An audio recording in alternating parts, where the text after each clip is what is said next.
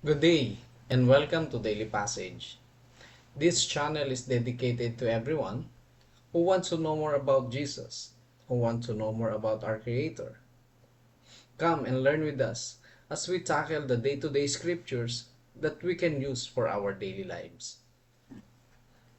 Hi, my name is Sam, and today I want to share with you a very nice scriptures from the book of James. It says here, if anyone then knows the good they ought to do and doesn't do it, it is sin for them. It simply says na yung mga bagay na alam mong tama at hindi mo gagawin, ito ay isang uri ng pagkakasala. Medyo mabigat, no? Imaginein mo, wala ka nang ginawang mali, ngunit hindi mo ginawa yung bagay na alam mong tama, ikaw ay nagkasala pa rin. Parang siguro naisip natin saan naman po kami lalagay. Siguro, to put it in a context, sinasabi ng Panginoon na hindi pwede ang konti lang naman ang pagkakasala ko or partially ako nagkasala. Kasi ang kasalanan ay kasalanan. Kung sa 10 utos ng Diyos, nagawa mo yung 9, yung isa hindi, di ba't ikaw ay nagkasala pa rin? Tayo ay nagkasala pa rin. Itong verse na to, may ahambing ko ito sa kwento ni Haring Saul. Nung inutusan siya ng Diyos na puksain ang mga Amalekites. Ang sinabi niya, wala kang ititirang may buhay. Sugpungin mo silang lahat. Ngunit anong ginawa ni Saul?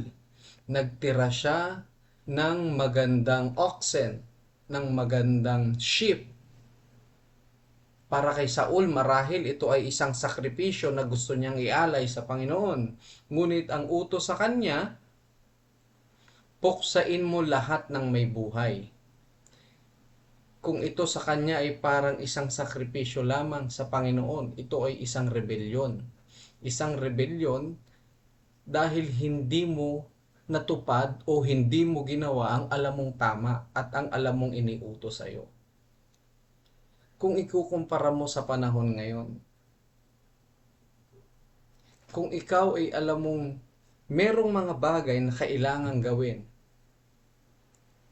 at ito ay tama, gawin mo. Parang sa trabaho, kung meron kang nakita, alam mong ito ay hindi tama, ipaalam mo. Kung sa gobyerno, meron kang nakitang katrabaho mong tumatanggap ng kung anuman na alam mong hindi tama, sabihin mo. Kasi ang pagkupkup nito ay uri pa rin ng pagkakasala. Para rin ito sa mga kabataan ngayon na nahihiyang magpakita ng talento. Maganda ang boses, ayaw kumanta. Magagamit mo yan sa local church nyo. The youth today is the future of our country. Sabi nga ni Jose Rizal.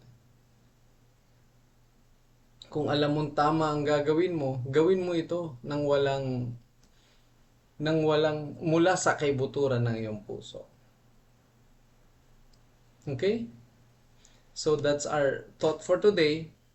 Again, kung alam mong tama, ito ay gawin mo.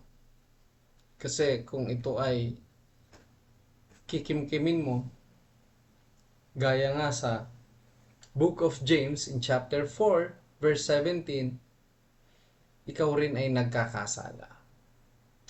Alright? Nawa ay may napulot o may natutunan kayo hanggang sa muli until our next episode of this daily passage.